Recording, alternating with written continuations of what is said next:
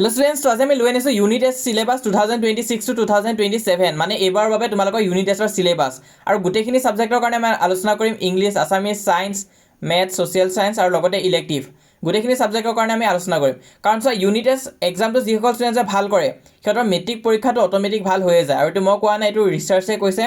যোৱা 10-15 বছৰ দেখা গৈছে যে যিসকল ষ্টুডেণ্টছে নিজৰ ইউনিট টেষ্ট এক্সামটো ভাল কৰিছে সিহঁতৰ মেট্ৰিক পৰীক্ষাটো ভাল হৈছে।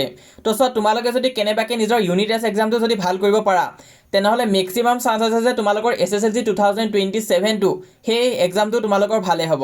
তো এতিয়াৰ পৰাই তোমালোকে কষ্ট কৰিব লাগিব। আৰু মই কৈছোঁ, যিমানে ভিডিঅ'টো চাই আছা সকলো ষ্টুডেণ্টছকে মই কৈছোঁ যে তোমালোকে নিশ্চয় 90+ স্ক'ৰ কৰিব পাৰিবা মেট্ৰিক পৰীক্ষাত। তো ভিডিঅ'টো আৰম্ভ কৰোঁ। প্ৰথম আমি চিলেবাছ ডিছকাছ কৰিম ইংলিছৰ কাৰণে, কাৰণ চিলেবাছ আজিকালি কিন্তু অকণমান চেঞ্জ হৈছে, সেইটো কাৰণে ভিডিঅ'টো সম্পূৰ্ণ চাবা। তো লৈ আনিছোঁ তোমালোকৰ বাবে নতুন syllabus, unit test syllabus 2026 to 2027 class 10ৰ বাবে হয়। আৰু এখন আমি প্ৰিপেয়াৰ কৰিছোঁ আৰু মেক্সিমাম ডিষ্ট্ৰিক্টত এইখিনিয়ে ফ'ল' হ'ব। আৰু এইটো আহিছে প্ৰতি বছৰে এইখিনি ফ'ল' হৈ আহিছে। তো স্কুলত হয়তো কোৱা নাই এতিয়ালৈ, কিন্তু ক'ব তোমালোকক পিছত। তো চোৱা, ইউনিট টেষ্ট চিলেবাছ 2026 ইংলিছ ছাবজেক্টৰ কাৰণে কি চিলেবাছ হ'বলৈ গৈ আছে। তো যোনখন মেইন বুক আছে তাৰ পৰা তোমালোকে পঢ়িবা এই লেটাৰ টু গড, তাৰপিছত চাবা এই টাইগাৰ ইন দ্য জু, তাৰপিছত এমেণ্ডা আৰু লাষ্টত নেলছন মেণ্ডেলা। এই টোটেল 4টা চেপ্টাৰ আছে। এই 4টা চেপ্টাৰ চাব লাগিব তোমালোকে ইউনিট টেষ্ট এক্সামৰ বাবে। ইয়াৰ পৰাই প্ৰশ্ন সুধিব। এই চেপ্টাৰখিনি আমিও কৰাই দিব চেষ্টা কৰিম। ওৱান শ্বট ভিডিঅ' আপলোড কৰিম মই ইউটিউবত, হ'লেও তোমালোকে এইখিনি চাই লোৱা। মই ওৱান শ্বট ৰিভিজন এটা দিম য'ত গোটেইখিনি তোমালোকক ৰিভাইজ কৰোঁতে সহায় কৰি দিম। তাৰোপৰি গ্ৰামাৰ তোমালোকৰ আহিব ডিটাৰমিনাৰ্ছ টেন্স, আৰু ৰাইটিঙত আহিব লেটাৰ ৰাইটিং। লেটাৰ ৰাইটিং মই কৰাই দিম, চিন্তা কৰিব নালাগে। আৰু তাৰোপৰি বহুতো ষ্টুডেণ্টে মোক কমেণ্ট কৰিছিলে যে কিবা তেনেকুৱা বেটছ আছে নেকি ইংলিছৰ কাৰণে, ইংলিছত দুৰ্বল হয়। তো চোৱা, ইংলিছত যদি তোমালোকে উইক হয় তোমালোকৰ বাবে বেটছ আছে। 499 ৰুপিছত তোমালোকে আমাৰ কমপ্লিট বেটছত জইন হ'ব পাৰিবা। আৰু অকল নোটছ যদি লাগে, ইয়াত চোৱা নোটছ কেনেকুৱা হ'ব, অকল যদি নোট লাগে তেনেহ'লে 149 ৰুপিছতে কিনিব পাৰিবা। তো ভিডিঅ'টো মই মাজতে এইখিনি ইনফৰমেশ্যন দি দিছোঁ, তোমালোকে চাই লোৱা। আকৌ ভিডিঅ'টো মই কণ্টিনিউ কৰি আছোঁ বাৰু। ইয়াত তোমালোকৰ গোটেইখিনি চেপ্টাৰ আছে, গ্ৰামাৰ আছে, তাৰপিছত ৰাইটিং পাৰ্ট আছে, একো বস্তুৱে বাদ দিয়া হোৱা নাই। তো গোটেইখিনি পাবা। ইয়াত চোৱা, এই লেটাৰ টু গড চেপ্টাৰটোৱে প্ৰথম চামাৰী আমি দিছোঁ, তাৰপিছত ইম্পৰ্টেণ্ট কুৱেশ্যনছ উইথ এনচাৰ্ছ আমি কভাৰ কৰাই দিছোঁ। মুঠতে একো টপিক থাকি নাযায়, গোটেইখিনি টপিক ভালকৈ ৰিভাইজ কৰি চাব পাৰিবা। অকল এটা PDF-তে গোটেইখিনি বস্তু দিয়া হৈ আছে। আৰু অল চেপ্টাৰ আছে। তাৰপিছত চোৱা, নেলছন মেণ্ডেলাটো ষ্টাৰ্ট হৈছে। তেনেকুৱা নিচিনা যদি নোটছ লাগে তোমালোকে ল'ব পাৰিবা অকল 149 ৰুপিছতে। আৰু তাৰোপৰি যদি বিচাৰিছা যে গোটেইখিনি ইংলিছ বুকত থকা চেপ্টাৰ যদি তোমালোকক পঢ়াই দিব লাগে ওৱান শ্বটত, তেনেহ'লে তোমালোকে 499 ৰুপিছত এই বেটছটো ল'ব পাৰা। তাত একদম দীঘলীয়া লেকচাৰ নহয়, একদম কম সময়তে যাতে চিলেবাছ কমপ্লিট কৰি দিব পাৰা তেনেকুৱাকৈ আমি পঢ়োৱা হ'ব। আৰু ইউনিট টেষ্টৰ কাৰণেও একো চিন্তা কৰিব নালাগে। তো এতিয়া আমি আহিছোঁ অসমীয়া ছাবজেক্টটোৰ কাৰণে। তো অসমীয়া ছাবজেক্টটোৰ কাৰণে তোমালোকে কি চাব লাগিব, এবাৰ কি চেঞ্জেছ হৈছে। তো ইউনিট টেষ্ট এক্সামৰ কাৰণে যদি আমি ডিছকাছ কৰোঁ তেনেহ'লে অসমীয়া ছাবজেক্টৰ পৰা তোমালোকে চাব লাগিব, টেক্সট বুকত চাবা, বৰগীত চাবা, বৰগীত আহিব তোমালোকৰ। তাৰপিছত জিকিৰ চেপ্টাৰটো চাবা, উদ্দীগৃহ আহাটো চাবা, খুবেই ইম্পৰ্টেণ্ট আছে। তাৰপিছত ধৰ্জ আৰু ধৰ ভাই, অকল 4টা চেপ্টাৰ আছে। এই 4টা চেপ্টাৰ ভালকৈ পঢ়ি থৈ দিবা। তাৰপিছত গ্ৰামাৰ পাৰ্টত আকৌ ৰচনাও আছে। তো ৰচনা দিয়ে নে নাই সেইটো তোমালোকৰ স্কুলৰ ওপৰত কথা, হ'লেও এইটো চাব লাগিব, কিন্তু একাডেমিক কেলেণ্ডাৰ দিয়া হৈ আছে। তাৰোপৰি জতুৱা ঠাঁচ চাবা, বিপৰীতাৰ্থক শব্দ চাবা, পৌৰাণিক শব্দৰ আধুনিক ৰূপ চাবা। আৰু দ্ৰুতপাতত চাবা দেউৰীসকল, তিৱাসকল, নেপালী ভাষী, গোৰ্খাসকল। তো ইয়াৰ ভিতৰত তোমালোকে যিকোনো দুটা জনগোষ্ঠীৰ বিষয়ে অকণমান চাই থৈ দিবা ইউনিট টেষ্টৰ বাবে।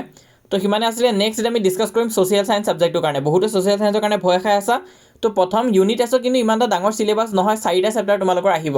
কি আহিব চোৱা, প্ৰথম আমি যদি হিষ্টৰী পাৰ্টত চাওঁ তেনেহ'লে তোমালোকৰ আহিব chapter number 1 partition of Bengal and স্বদেশী মুভমেণ্ট, বংগ বিভাজন আৰু স্বদেশী আন্দোলন। এই চেপ্টাৰটো চাব, ইম্পৰ্টেণ্ট আছে। তাৰপিছত জিঅ'গ্ৰাফী পাৰ্টৰ পৰা চাব লাগিব chapter number 1 economic geography matter and resources. তো সেইটো তোমালোকে চাবা। তাৰপিছত পলিটিকেল ছায়েন্সত তোমালোকে চাবা চেপ্টাৰ নম্বৰ 1 ইণ্ডিয়ান ডেম'ক্ৰেচি, ভাৰতীয় গণতন্ত্ৰ। আৰু যোনটো তোমালোকৰ ইকনমিক পাৰ্ট আছে তাৰ পৰা তোমালোকে চেপ্টাৰ নম্বৰ 1টোৱে চাবা। তো ইয়াৰ মাজতে আৰু এটা কথা ক'বলৈ আছিলে, তোমালোকৰ ইলেক্টিভ ছাবজেক্ট কি হয় সেইটো মোক কমেণ্ট বক্সত জনাই দিবা তোমালোকে। কাৰণ চবৰে ইলেক্টিভ ছাবজেক্ট বেলেগ থাকে। এতিয়া মেইন ছাবজেক্টৰ চিলেবাছটো মই দি দিম, পিছত ইলেক্টিভো মই দেখাব চেষ্টা কৰিম। কিন্তু মই জানিব বিচাৰিছোঁ সকলোৰে ইলেক্টিভ কি হয়। আমাৰ চেনেলৰ মেক্সিমাম ষ্টুডেণ্টছে কোনটো ইলেক্টিভ লৈছে মই জানিব বিচাৰিছোঁ, সেইটো কাৰণে নিজৰ ইলেক্টিভ ছাবজেক্টটোৰ নাম তোমালোকে কমেণ্ট বক্সত জনাই দিবা, আৰু মই সেইটো দিবৰ কাৰণে চেষ্টা কৰিম। তো এতিয়া আমি আহিছোঁ আমাৰ ছায়েন্স ছাবজেক্টৰ কাৰণে। ছায়েন্সৰ চিলেবাছ কি হ'বলৈ গৈ আছে। English, Assamese, social science already discuss কৰিলোঁ আমি। তো ছায়েন্সৰ চিলেবাছখন আলোচনা কৰোঁ। তো ছায়েন্সত কি আহিব চোৱা, unit test syllabus 2026 subject science. ছায়েন্সত অকণমান তোমালোকে চোৱা মন দি চাবা, কেমেষ্ট্ৰি যোনটো পাৰ্ট হয় তাৰ পৰা কিন্তু চেপ্টাৰ ইনক্লুড নাই। মেক্সিমাম ডিষ্ট্ৰিক্টত কেমেষ্ট্ৰি পাৰ্টৰ পৰা কোনো ধৰণৰ প্ৰশ্ন নাহে। কিন্তু যিহেতু এবাৰ কি হ'ব, ইউনিট টেষ্ট কিছুমান জেগাত ডিষ্ট্ৰিক্টে পাতিব, কিছুমানত আকৌ স্কুলবিলাকেহে পাতিব। তো যদি তোমালোকৰ জেগাত যদি স্কুলে পাতিছে, ডিষ্ট্ৰিক্ট বোৰ্ডে পতা নাই, বা স্কুলে যদি কেমেষ্ট্ৰি কিবা পঢ়াই থৈছে তেনেহ'লে আহিব পাৰে। এনেই কিন্তু নাহে, একাডেমিক কেলেণ্ডাৰতো নাই। তাৰপিছত বায়'লজি পাৰ্টত তোমালোকৰ চেপ্টাৰ নম্বৰ 6 আহিব জীৱন প্ৰক্ৰিয়া, লাইফ প্ৰচেছেছ। আৰু চেপ্টাৰ নম্বৰ 10টো আহিব ফিজিক্সৰ পৰা। আৰু যদি তোমালোকৰ এক্সাম বেছি দেৰিকৈ হয় তেনেহ'লে চেপ্টাৰ নম্বৰ 5 বা চেপ্টাৰ নম্বৰ 9টো আহিব পাৰে, সেইখিনি তোমালোকে চাই থৈ দিবা, সেইটো স্কুলৰ ওপৰত ডিপেণ্ড কৰিব পঢ়াইছে নে নাই। বাকী এতিয়া আমি আহিছোঁ আমাৰ লাষ্ট ছাবজেক্টলৈ, সেইটো হৈছে মেথছ। মেথছৰ পিছত ইলেক্টিভো মই ডিছকাছ কৰি আছোঁ, ভিডিঅ'টো এৰি থৈ নাযাবা, সেইখিনি আমি চাম বাৰু। তো আহা এতিয়া আমি মেথছটো আলোচনা কৰোঁ। তো মেথছৰ কাৰণে প্ৰথম তোমালোকে ৰিভিজন চেপ্টাৰটো চাবা, পুনৰ আলোচনা, সেইটো ইম্পৰ্টেণ্ট আছে, বহুত সেইটো স্কিপ কৰি দিয়ে, সেইটো স্কিপ কৰি নিদিবা, আহিব সেইটো ইউনিট টেষ্ট এক্সামত। তাৰপিছত চেপ্টাৰ নম্বৰ 1 ৰিয়েল নাম্বাৰ, বাস্তৱ সংখ্যা আহিব। চেপ্টাৰ নম্বৰ 2 পলিনমিয়েলছ, বহুপদ আহিব। আৰু চেপ্টাৰ নম্বৰ 6 ট্ৰাইংগলছ, ত্ৰিভুজ, এক্সাৰচাইজ 6.2 লৈ আহিব, তাৰ পিছৰখিনি কিন্তু নাহে। তাৰপিছত ইলেক্টিভ ছাবজেক্টৰ কথা যদি মই কওঁ তেনেহ'লে সংস্কৃত ইৰ কি আহিব চোৱা, সংস্কৃত ইলেক্টিভৰ ইয়াত দেখাই গৈছোঁ, তোমালোকে এইখিনি চাই যোৱা। তো এইখিনি তোমালোকৰ যোনটো একাডেমিক কেলেণ্ডাৰ আছে তাতে দিয়া হৈ আছে, তো সেইখিনিয়ে মই দেখাই দিছোঁ, তোমালোকে এবাৰ চাই লোৱা। তাৰপিছত আছে আছামিজ ইলেক্টিভ কি আহিব চোৱা, হিন্দী ইলেক্টিভ কি আহিব, এডভান্স মেথছ কি আহিব। তো তোমালোকে চিলেবাছটো কি হ'ব এইটো জানিব হ'লে নিজৰ একাডেমিক কেলেণ্ডাৰখন ওলাই ল'বা, তাৰ PDF মই অলৰেডি আমাৰ চেনেলত দি থৈ দিছোঁ, তাত তোমালোকে চাবা, তাত ধুনীয়াকৈ দিয়া হৈ আছে। আৰু তাত তোমালোকে মে' মাহত কি পঢ়াব আৰু এপ্ৰিল মাহত কি পঢ়াব চাবা, সেই তাৰ পৰাই কিন্তু প্ৰশ্ন আহিব।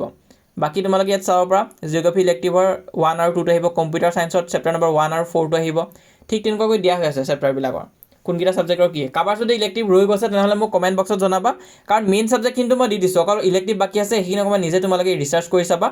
তো এটা কথা হ'ল যে মেট্ৰিকৰ চিলেবাছ কি হ'ব, মেট্ৰিকৰ চিলেবাছ কি হ'ব মই অলৰেডি আমাৰ চেনেলত দি থৈ দিছোঁ। তোমালোকে যদি এতিয়ালৈ চোৱা নাই তেনেহ'লে চাবা, মই লিংকটো আমাৰ ভিডিঅ'ৰ ডেছক্ৰিপশ্যনত দি থৈ দিম আৰু ভিডিঅ'ৰ পিন কমেণ্টত দি থৈ দিম। তো কোনোবাই যদি এতিয়ালৈ মেট্ৰিকৰ চিলেবাছ পোৱা নাই চাই ল'বা, বহুত সাল সলনি হৈছে এইবছৰ, তো এবাৰ চাই ল'বা তোমালোকে। আৰু হোৱাটছএপত যিসকলে এতিয়ালৈ আমাক জইন কৰা নাই প্লিজ জইন কৰা, কাৰণ তাত আমি এতিয়া বেক টু বেক আপডেটছবিলাক দি গৈ আছোঁ, যি লগা হৈছে গোটেইখিনি মই দিব চেষ্টা কৰিম, হোৱাটছএপতে সহায় কৰা হ'ব। হোৱাটছএপ চেনেলত যিসকলে এতিয়ালৈ জইন কৰা নাই জইন কৰিবা, লিংকটো মই পিন কমেণ্টত দি থৈ দিছোঁ আৰু আমাৰ ডেছক্ৰিপশ্যনতো দিয়া হৈ আছে। পিন কমেণ্টত যাবা, ক্লিক কৰিবা, পেজটো অ'পেন হ'ব, পেজটো ফ'ল' কৰি ৰাখিবা। আৰু যিসকলে আমাৰ এই চেনেলটো এতিয়ালৈ ছাবস্ক্ৰাইব কৰা নাই তোমালোকে আমাৰ এই ইউটিউব চেনেলটো ছাবস্ক্ৰাইব কৰি ৰাখিবা, মই যিমান পাৰোঁ সহায় কৰি যাম।